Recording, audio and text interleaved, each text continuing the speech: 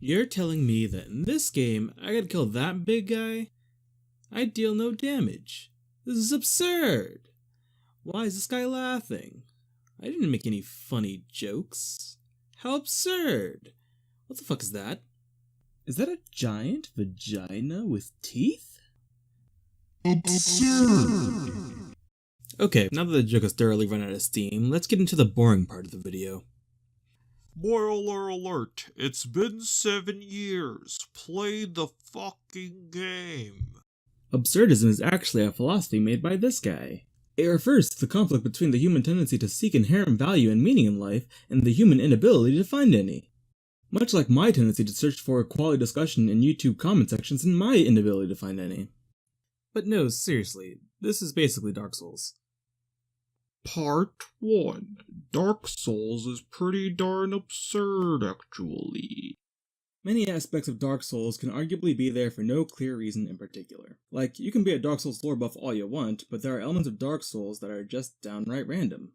Basilisks have giant silly eyes that aren't eyes. There are illusory walls everywhere.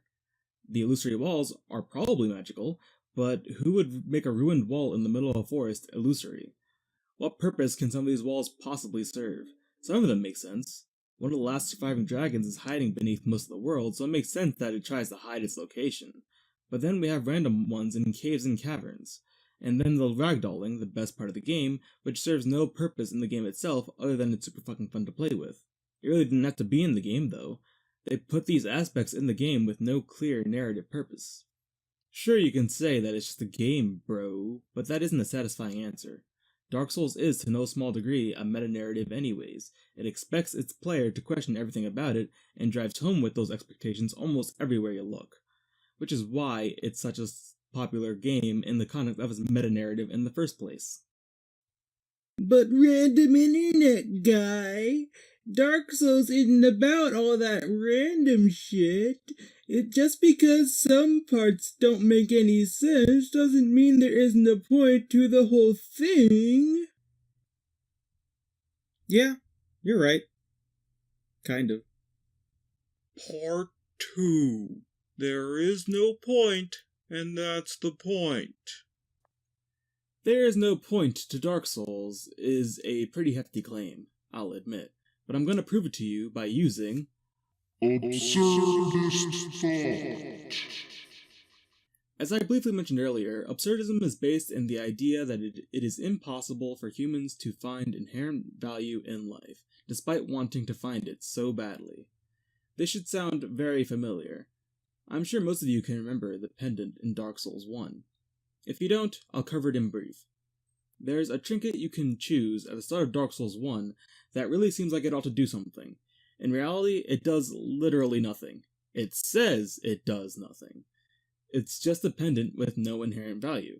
However, people tried so hard to find some secret that never existed relating to the pendant, rolling it to every wall in the game with the pendant equipped, for example, attempting to drop it in certain areas, using it in front of all the NPCs, etc., etc. Miyazaki himself confirmed he just thought it'd be funny to put a nothing item in the game. He was right, it was hilarious. But the comedy aside, this is literally the thesis of absurdism. Expanding this to the overarching story, we can't be sure our actions have a point either. Is there inherent value in our struggles throughout the games? We can't be sure, especially if one were to only pick the Link to Fire endings. There is no guarantee that we were successful in our endeavors. On the contrary, we likely didn't. Dark Souls is an established cycle where people have failed to link the fire. Up to Dark Souls 3, we could almost be certain there was no point. But random internet guy, Dark Souls 3 has a real ending where I become king of undeath. That's an ending with a point. We ended the cycle. Yeah, you're right. Kinda. Part 3. Accepting the absurd. Consider this. You're some undead guy in Lordran. Apparently you're part of some prophecy and are forced to come here. But you can't be bothered with that shit. So you just sit around content to watch gullible idiots try and fulfill that stupid prophecy and laughing at their despair. One day, some random asshole actually does something, and now a stank-ass lizard capsized your bath and is now your roommate. You get angry and decide you're going to do something for once in your miserable life, only to find that you can't do anything to even get rid of a fucking stink, while that ambitious, gullible undead is out killing gods. Your dejection upends your free will and you go hollow. Congratulations, you found the first solution to the absurd. Suicide. Wait, what? So, yeah, the first solution is suicide. That is to say, removing yourself from the universe as a rejection of the absurd. In a world of undeath, the equivalent course of action is going hollow. However, Camus argues that this is no counter to the absurd, actually. Ending one's life just contributes to the absurd. Thus, in Dark Souls, those who go hollow contribute to the world's destruction. It's no mistake that these subscribers to the first solution, the hollows, become principal obstacles to the player throughout the series. The second solution rests in spiritualism, belief in some ideal beyond the absurd, and thus has meaning definitionally. Camus again feels the solution is inadequate. It is simply fooling oneself into a sense of security by asserting or pretending that the absurd does not exist. The object of worship is just that, an artificial object with no meaning in itself, in no way to combat the absurd surrounding it or humanity. We can see that those who cling to the solution bring ruin to themselves and those around them. Most notably, Gwyn really dropped the ball when he decided to try to pretend that he was great enough to counter the absurd by himself. You can trace all the horror of Dark Souls, persecution, extermination, etc., to Gwyn himself. He tried to shove the absurd in a corner and pretend it didn't exist, and tried to keep the shroud going for centuries after his death. The third and final solution is acceptance. Acceptance of the absurd. Accepting the absurd as insurmountable, but choosing to continue to search for true meaning in spite of it. This is what I'll call the true solution to Dark Souls. The usurper ending in Dark Souls 3. Here, we become a hollow whose mind is not fleeting. Here, the continuation of the flame represents the embracing of absurdity. Humanity will no longer reject the absurdity, reject the darkness within them, but will recognize it.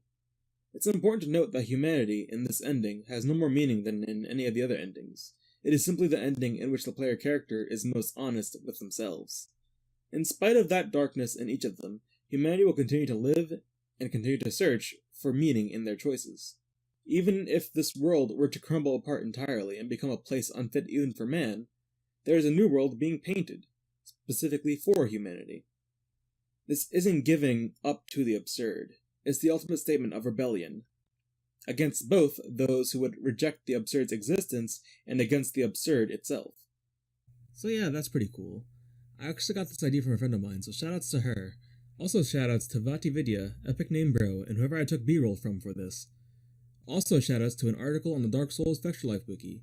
It speaks at length about Dark Souls' absurdist connections, though I used entirely different examples to prove my case. They honestly sound way more familiar on the topic than I am, so if you found this video interesting, definitely go give it a read. Link in the description. This video is part of my month-long series of almost entirely unrelated content called Trying to Get Popular on YouTube for the month of June, or TTGPOYEDFTMOJ for short.